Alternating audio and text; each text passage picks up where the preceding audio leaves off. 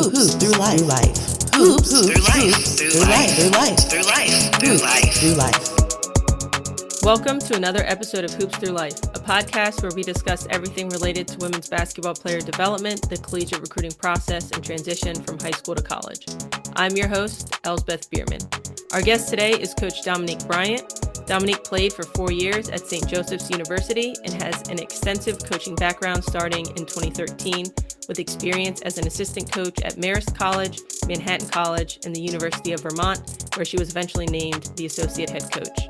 At Vermont, she worked closely with the post players and led the defense, playing a key role in the Catamounts' 17-game win streak in their American East Championship victory in the 2022-2023 season. She is now in the final stretch of her first year as the varsity head coach at Champlain Valley Union High School, where the Redhawks are defending their back-to-back state championship titles. Dom, thank you so much for being here. Thank you for having me. All right, let's just dive headfirst into it. What should be an athlete's first step in the recruiting process, and when ideally should it happen? Yeah, I think the first step in any athlete's recruiting process is to really identify what's important to you. I get it. Like, you watch all these teams play on TV, or you're a local kid and you watch UVM. I think the first thing should be, though, what is important to you at the next level for an academic standpoint and an athletic standpoint. And then once you have that basis, then you can start narrowing down schools that make sense for you and your path.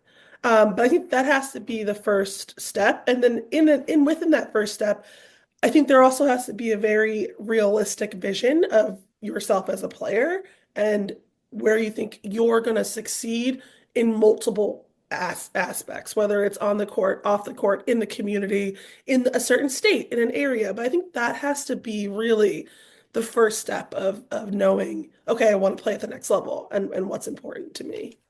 Do you have any questions that an athlete could ask themselves as they're thinking about, it sounds like there's 3 different pillars here: academic, athletic, and then also kind of tied to an athletic, I guess, is realistically, where can you compete? What type of school can you get into from an athletic standpoint?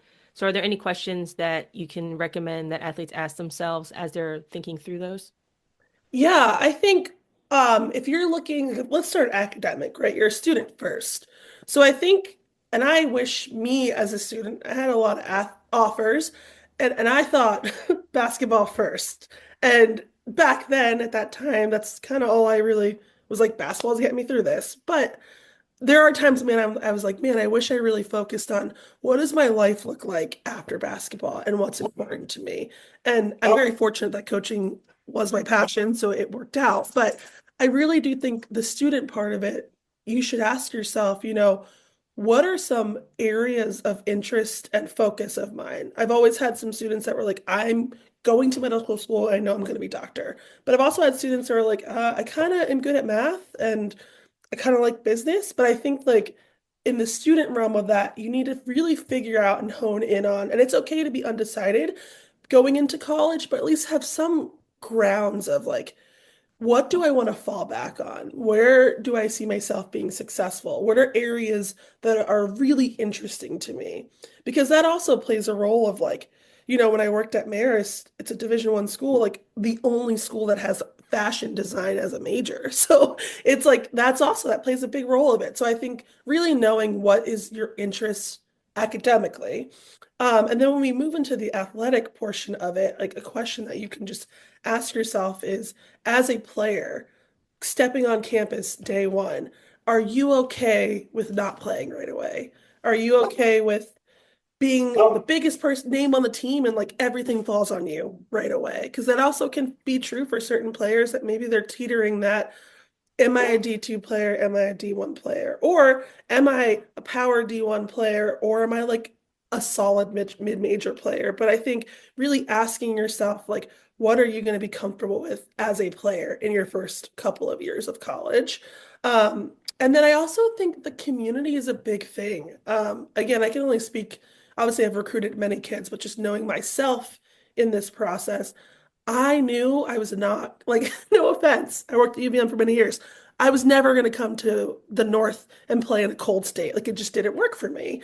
I also knew like as much as I'm like, I want to go as far as possible, and I had some West Coast offers, I knew realistically that wasn't going to be healthy for me of not being around friends and around family. And so I knew I had a certain radius from home that made sense for me. And I also knew to myself, like, I didn't want to go to a school that was in the middle of nowhere because I needed to be around people and energy and just feel like, I wasn't alone. And then also with that community portion of it, like, it was also really important to me that basketball was taken seriously at the school that I went to. And I was very fortunate in my college career that, no offense, I love football. I think there's really great programs with football, but we didn't have it. So basketball was very important to the community and to the school. So I think those are some like very like important key starting points that student athletes can ask themselves. Is there anything, if you think about, take yourself back to being, 17, 18, as you're going through the recruiting process, is there anything that anybody could have said to make you open your eyes to those types of things? Yeah, I personally and like I had my dad and he was amazing and he took me to every event and every visit and it was like we were just both like loving it together. Um But I do wish I had like, I don't know, like maybe a guidance counselor or an assistant coach or someone who was like, okay, but these are your strong suits out outside of basketball. Like, what of this interests you? And where could you see yourself? Like, if basketball ended, if you were at your university and you had a career-ending injury, like, would you still be happy because you were pursuing other goals of yours? So I wish someone really challenged me of, what's interesting to you? What do you want to do for your career? What do you want to do for your life? Because basketball is such a heavy focus of myself that like it's really all I thought about. And I did think about I'm so fortunate that I have basketball because now I can go to college because I couldn't afford to go to college without it, to be honest. So I just wish I had like another person who could have challenged me in that way for myself. Yeah, and a couple of coaches who I've had on have said, as they're talking to athletes, the way that they frame it now is, okay, we lived through a global pandemic, right? If that happened again and basketball was canceled, like, would you be happy here? And I think that's such a great way to frame it because it's actually something that actually happened. It's not this hypothetical situation where, career-ending injury. Nobody wants that. Nobody anticipates that that might happen. Take us through like maybe a process of questions that they can ask or what they can do to an athlete can do to figure out appropriately where they might fall on, division level, skill level, and all of that. Yeah, I think which I think is a big struggle, and I'm really glad I'm at the high school area now. I think there's a lot of coaches, unfortunately, and it's not everybody, but that really just hype up players. And I think that it starts with asking a trainer or a coach or a someone who's worked with you, like, I need a realistic, it might hurt my feelings because I think I'm gonna be my MR, right? But I need a realistic feel of like, where do you think my skills translate? I think if you have a person that you can trust who, and it could be someone who's trained you since you were fifth grade and they just come and watch you play, or someone who really studies the game, or if you know of like, hey, my friend plays at a school here, like let me go watch her games, or I think you need to have a very realistic conversation with someone that you can trust in your life. And I think that helps to eliminate or to add a level that you didn't think was possible for yourself. And then I also think within that, you also, if you're talking to just yourself as an athlete, how much work am I putting in? Do I do extra trainings? Do I ask my coaches for a realistic view of like, what do I need to improve on? What am I doing well? Like, what should I add to my game? I think those realistic check-ins with yourself as well, and like checking yourself, am I doing everything I can to make myself better? Will it also help with like, okay, I am putting all the work in and it's great, but my skills kind of, or my size or whatever it is, puts me at this level and I'm fine with it, or I need to work harder to get to the next. But I think finding a resource you can trust is probably really key. Hmm. And I'll say again, I said this on multiple episodes. if you are, let's say you have the size and you have all of those qualities, maybe you could be mid-major Division 1, but your work ethic, your desire is that of like maybe a Division 2 or Division 3 player, that is okay, right? Like Mhm. that's completely okay. You can decide, even though I'm, 6 foot something, I can handle the ball, I can move pretty well. It's okay if you want to play at a level that's different than maybe the highest level you can play at. So I just wanted to throw that out there too. How has your viewpoint on the recruiting process changed since coaching high school this year?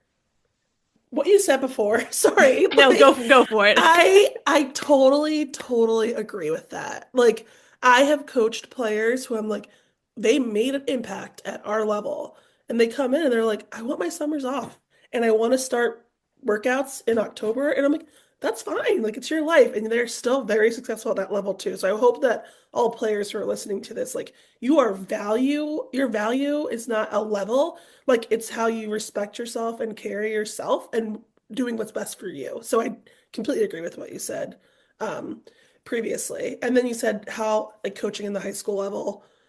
Sorry, coaching No, in the you're high good. school How level. how has coaching high school changed your view on the recruiting process? Yeah, I think I felt it a little bit towards the end of my tenure of being a college coach. But coming to the high school level, and we did a summer camp and we got to do a round robin talk with a lot of other high school coaches and me coming in brand new, but like I'm still in the college mindset. And I just looked at some of them and I go, we actually, it's part of our service and duty to these kids to help them get to the next level if that's what they want, to help them evaluate themselves. And whether they want it or not, like we should be evaluating them for the betterment of them as a person, as a player. So I would say stepping into this high school role, like I've challenged myself to be the high school coach that I wish I was talking to when I would call as a recruiter. Like as a recruiter, like I did my due diligence of calling high school coaches, AAU coaches, a trainer, like a guidance counselor, whoever I knew had some sort of relationship with the player I was recruiting. And I think it really starts at the high school level because AAU is it's good and some states AAU is very serious, like where we came from. And in some states AAU is 2 months of the summer and you're with your high school coach the rest of the year. So I think as a coach, we have such an impact to help players and we should help them in any way possible. And I think some high school coaches don't do that, whether that's sending an email out for their behalf or like realistically talking to coaches or talking to schools that they're interested in and giving them actual feedback, coaches and players. I think that that's part of our due diligence as coaches that I'm excited that I get to give back to. On your current high school roster, how many, if any, are interested in playing in college?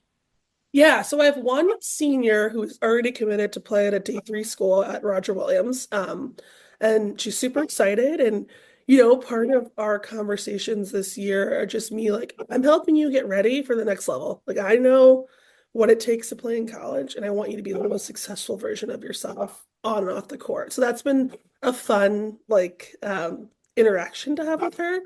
And then I have another player who has aspirations to play, and she's a junior. And quite frankly, she is one of our best players in our team. So it's been good to chat with her and like touch base and just keep asking her like what's important to you and where do you see yourself fitting in and how can I help with that? And so her and I are in a different stage because she's not committed somewhere. So we're trying to find what makes sense for her and how to put her somewhere. Yeah, so it sounds like the shift in how you view the recruiting process maybe was more towards like the coaches and how they can assist the athletes. So I'm curious to know with the senior, I assume she committed, if not this year, before you got there, because this is your first year, right? But even so, I think what you're saying is super valuable about preparing her for the next level, and she's very lucky to have you as a mentor and a guide. So what do those, if we think about it from like a coach's lens, it might seem super overwhelming. Like, well, I got to do this, this, and this, and I have to help them through this. What are some like very simple daily things that you're doing to like chip away at that maybe mountain of trying to help somebody through the process as a high school coach? Yeah, that's a great question. I really pride myself on building relationships, and I pride myself on that as a college coach. And so me coming in here brand new, one of my players was already committed somewhere, but I still wanted to make sure she knew, like, still care about you as a player. And so our weekly check-ins or bi-weekly check-ins, I would say, like, and then they're short. It's like 10 minutes. Like if I just like throughout the week, I'm like, man, I haven't really checked in with certain kids. I'll just shoot them a text before practice, like, hey, you have 10 minutes to like touch base about what's going on. And like that 10 minutes, it's small, but to a player who's like trying to connect to a coach or to a player who's like, I think a lot of players, they sometimes they don't ask, but they want to know, like, how am I doing? Like, what can I improve on? So those 10-minute check-ins have been very like instrumental of me getting able to hear what they want and what they need, but also putting my input in without sounding pushy, if that sounds right. And then my other, the other player who wants to play at the next level, my first conversation with her was like, what area of the country are you interested in? Like, and I think we've had more check-ins too about, she's been playing well and what do I see how she can improve? But they're just, I think, short little snippets. And I get it, it's hard. As high school coaches, usually we work a full-time job. And if you're lucky, it's in the school. So you can talk to the players and talk to them when you're, in lunch and stuff. And most and others like myself, it's not in the school. My full-time job is somewhere else. But I think making yourself available, especially around the practice hours, at least that shows like, okay, I'm here a little bit earlier, I'm here a little bit late for you in the mix of my schedule. Yeah, I love that. And I talked to a youth female rugby coach. One thing that she did, because we were talking about how can you like have these touch points and build trust with athletes.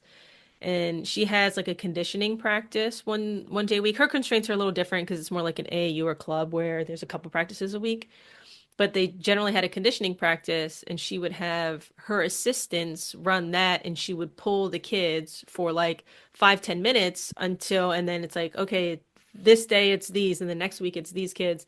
And it, like you said, like those little things add up. And I think it Mhm. really, and I think she would agree that it really helped build their culture because the kids felt so much more willing to talk to her if something came up Hmm. and they just felt comfortable and they felt supported as well.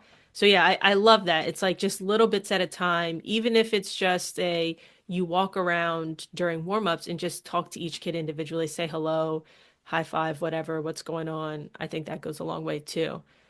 Yeah, and I would also add like I also sounds so like this might sound cheesy, but like we did a holiday party and we had pizza at a restaurant and we exchanged gifts.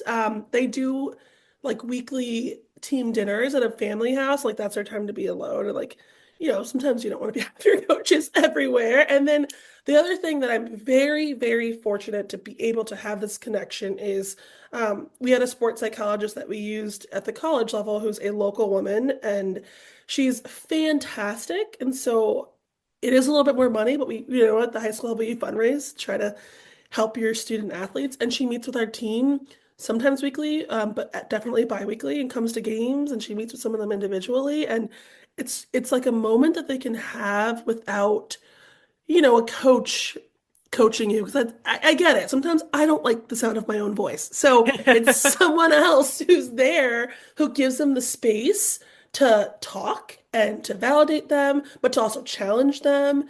I mean, and her and I touch base. So I think if you're able as a coach to offer something like that, or just something that's an addition to just you, it opens up a lot of conversations and healthy spaces for the student athletes to talk and be themselves and get to know each other and just expand on who they are.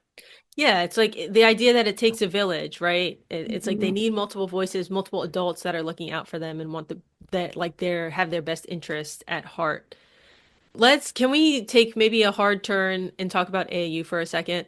Yes. So I specifically want to talk about, or I guess let's start broad. How have you advised your high school athletes around AAU from the lens of like how much they should be playing in the summer, the circuits that they should be on or shouldn't be on? What does that look like from your lens? It's, I think it's such a touchy subject because if I listen to some other coaches in our league and they're like, AAU is the worst, or like they shouldn't be playing.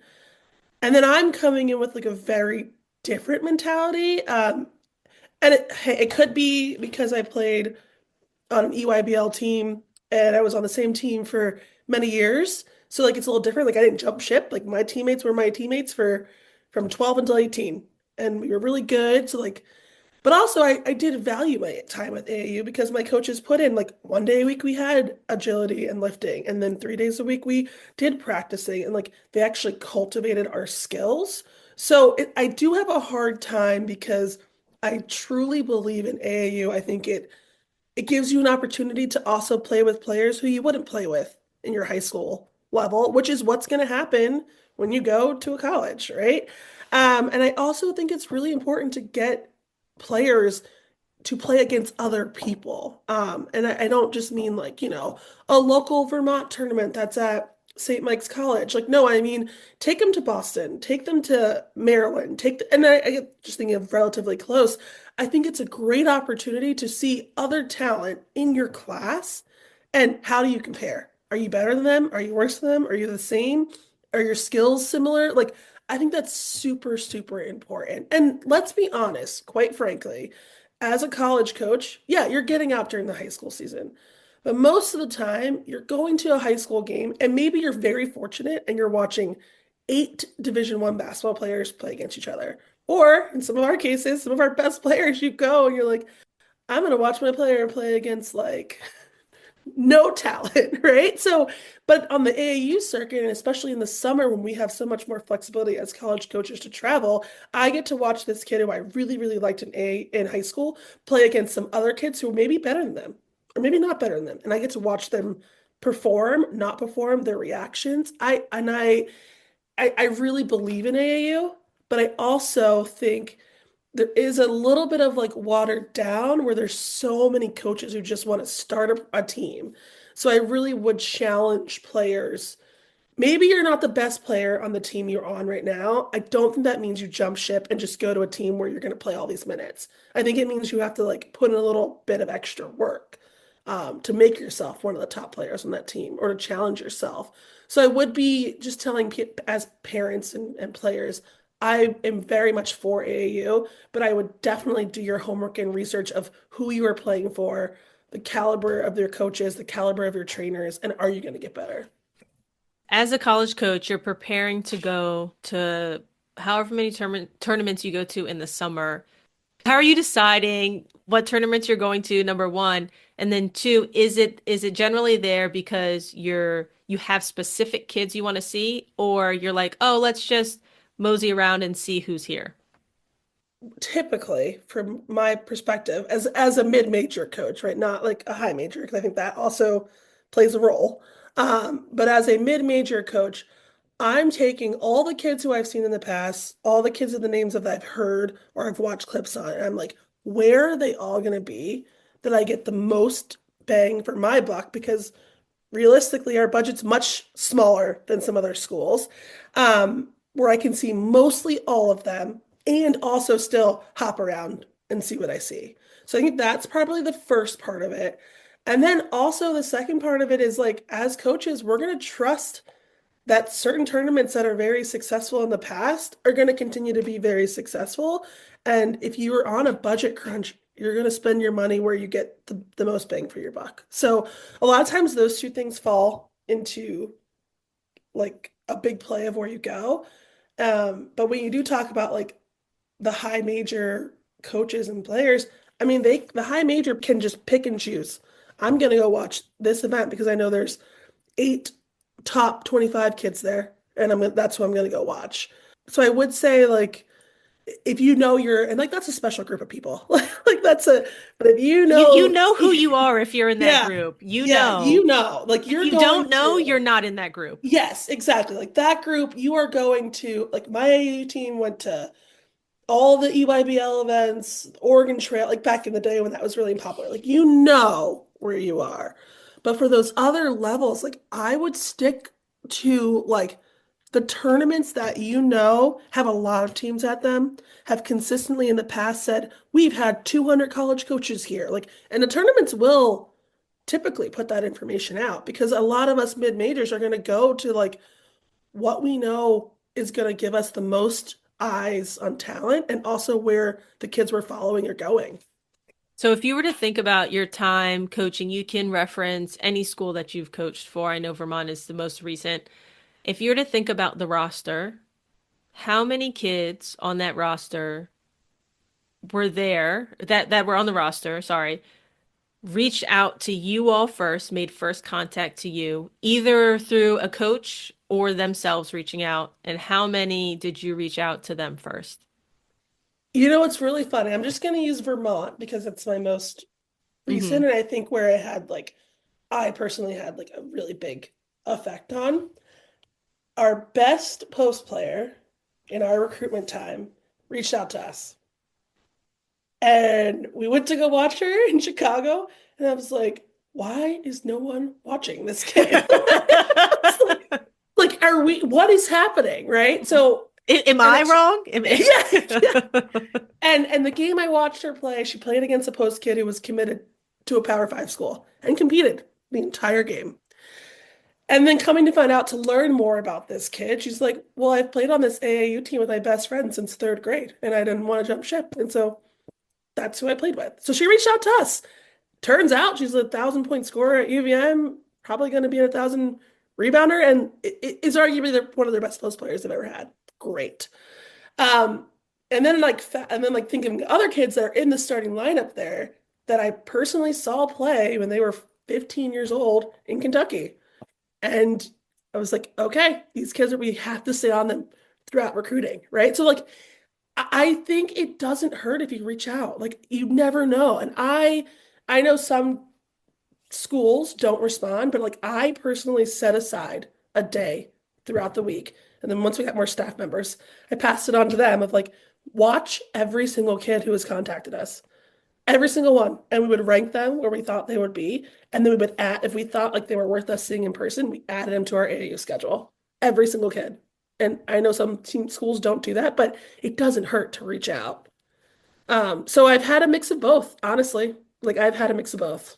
Yeah, generally when I talk to athletes, in let's say they're having a really hard time understanding like where they are and they're not listening, I'll say, "All right, reach out to all those schools. Hmm. Just reach out to them."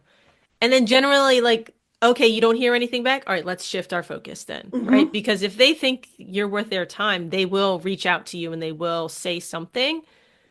And if not, that's telling you something. I don't need to tell you, they're telling you. Like I'm not evaluating you, they are. So yeah, I always say reach out because again, you never know what could happen. In addition to the reach out, like it should be like short and concise.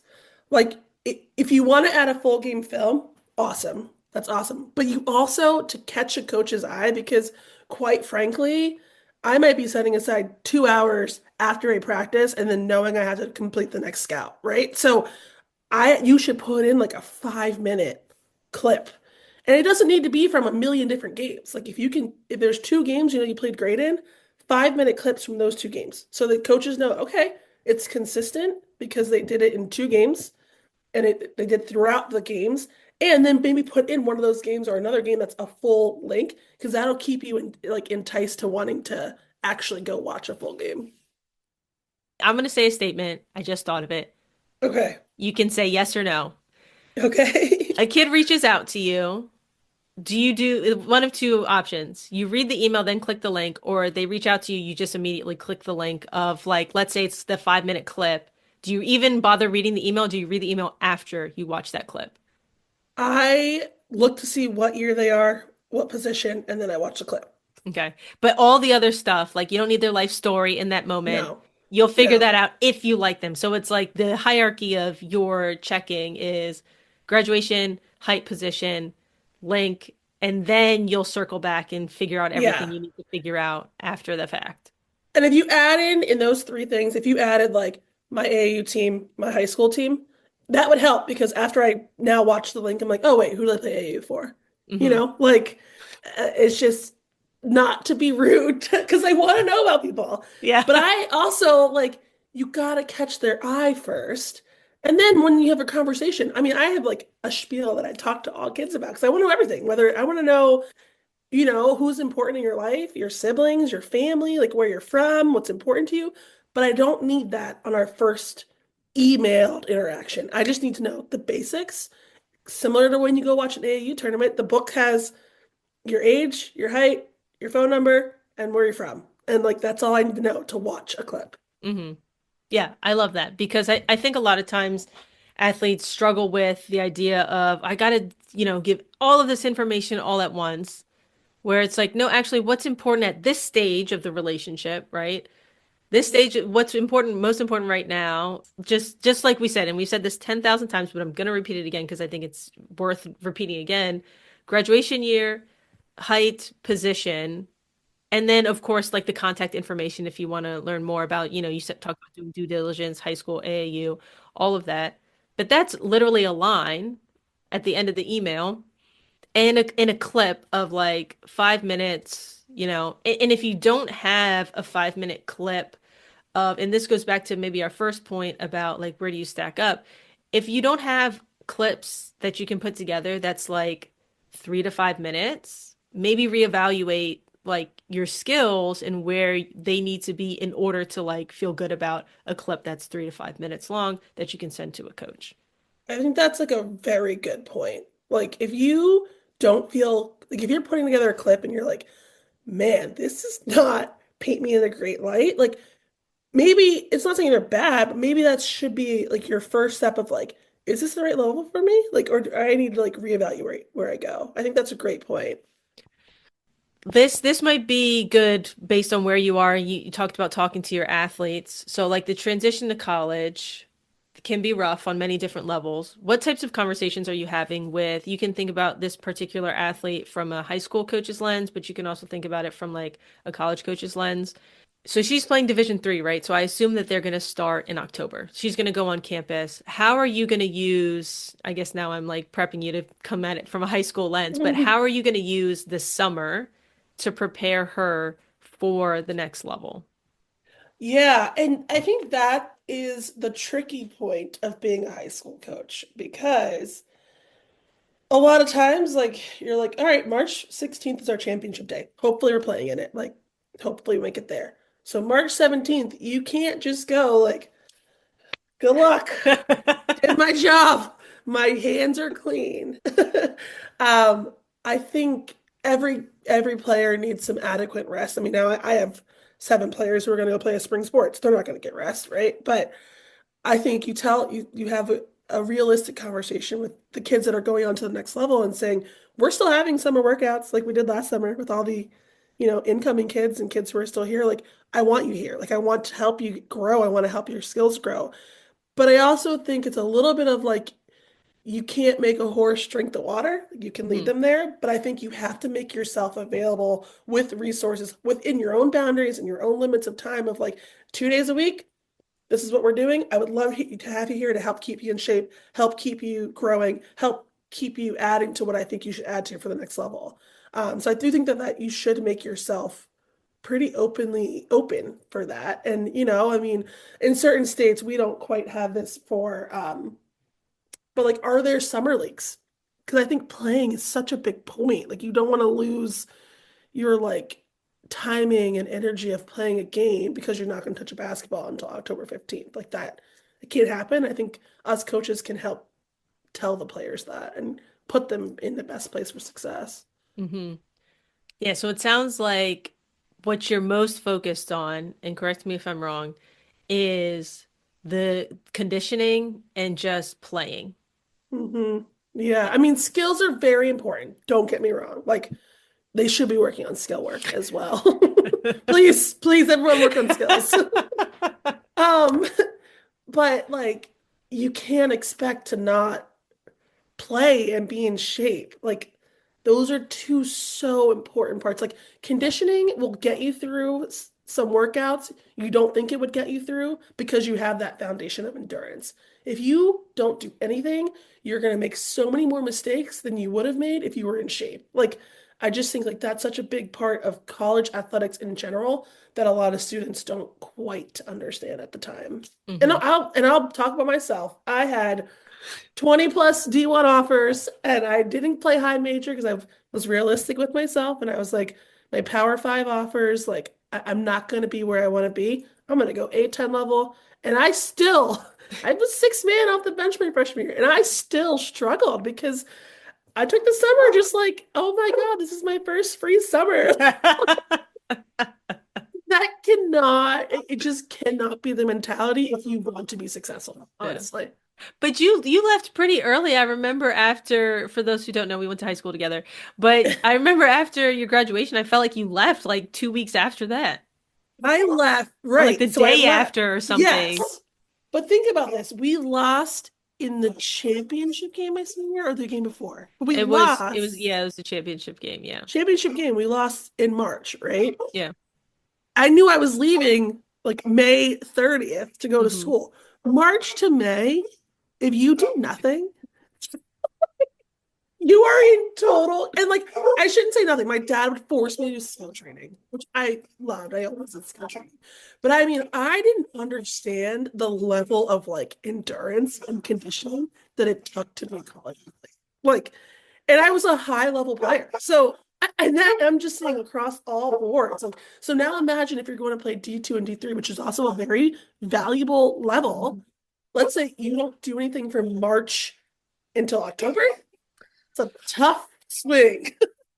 So I think those are two really important things to help your athletes understand. Okay, yeah. So I have a last couple of questions that I ask all the guests. So what book or podcast would you recommend every high school player or let's say every incoming first year read before their season begins and why? I got to make sure I get the names right of the two things I want to tell you. Okay. Uh, well, there's three things. Okay. Say all three. Book wise, two books that I could definitely suggest would be one being The Energy Bus by John Gordon, I don't know if I'm sure you've probably heard about that. Yeah, a couple of coaches have mentioned that one.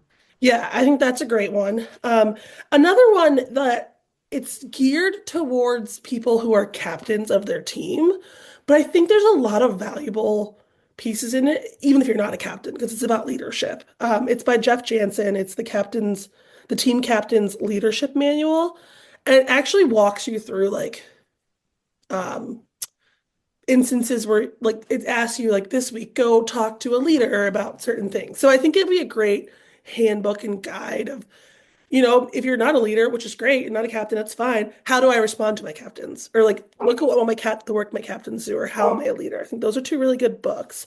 And then a podcast that I would highly suggest listening to is Increase Your Impact with Justin Sua. And he is a really great guy who talks about just a lot of different things that are like being knowledgeable versus like surface level knowledgeable and being in tune with who you are. He's very good with like how does your impact and how does who you are affect other people. I think that he is a great podcast and they're not too long and they're weekly and I think he's been pretty good. Awesome. And if you could snap your fingers, or let's say you're the ruler of college women's basketball recruiting, and you could change one thing about the process, what would it be and why? Man, I feel like I'm gonna get hated for this answer. Those are the perfect answers. It's not even the initial recruitment process. It's the transfer portal. I love giving the players, you're validated in your feelings, you're validating your emotions. I want you to be in the driver's seat of who you are and what you choose. But I also really hate, like, I know so many coaches who work so hard to get kids to their program. You build your program based off of what is you have, and you're hoping to add to it, and you're trying to be strategic. And then I think the transfer portal, and I get it, they're getting paid. Like, it's just such a different game than when we played. But I think it diminishes like loyalty a little bit and diminishes like fighting together and staying together. So I might get hated for that, but I think I would like to adjust the transfer portal a little bit. All right, cool. All right, Dom, is there? I'm gonna get hated. I I can tell know. in your voice. No, it's like a broader conversation, right? Like it's Yeah. very contextual. And as you were saying that answer, I thought, oh, like could there be barriers to entry? Like could there be a Yeah. level of a barrier to enter the transfer portal? This would, I don't know what I'm just like speaking in draft now, but it's like, oh, is there an interview process to go onto the transfer portal Yeah.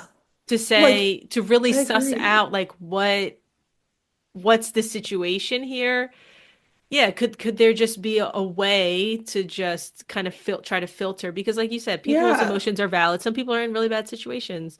For And sure. yeah, For so it's just sure. like how can you protect from all different sides? Yeah, that's my only, like, I'm not saying it should go away completely. I'm not invalidating people's feelings and emotions. And you're right, people are in some terrible places, but can it be like fine-tuned or like revamped to be beneficial for both sides? I don't know. And I don't know, maybe not. Maybe like I could be like, this is probably way above my pay grade, so I have no idea. But just a thought from an ex-college coach. Yeah. No, I love it. Is there anything, I don't know, you want to promote or plug? I don't if I could leave one lasting comment with, and this is to myself too, like I think cultivating positive, constructive criticism at a young age, um, is going to go a long way. I think it helps to be really honest with people in a positive way. I think you get a good response, and I think it helps prepare your athletes for the future. So I would say, and again, I'm not perfect. I need to work on it too, but I think that's something that's super needed in women's basketball. Yeah, agreed. All right, Dom, thank you so much for being here. You're welcome. Thank you for having me. Thank you so much for listening. If you aren't already, I would highly recommend subscribing to the podcast so you can get updated once new episodes are dropped. If you're a fan of the show, go ahead and leave a review. It really helps spread the word to more athletes, parents, and coaches. Now, if you have any questions for myself or future guests, feedback, or you're curious on how we can work together to help you reach your basketball goals, let's have a conversation. Feel free to email me at l@hoopsthroughlife.com today to set that up. That's EL@HOOPSTHROUGHLIFE.com. Thank you, and I look forward to hearing from you soon.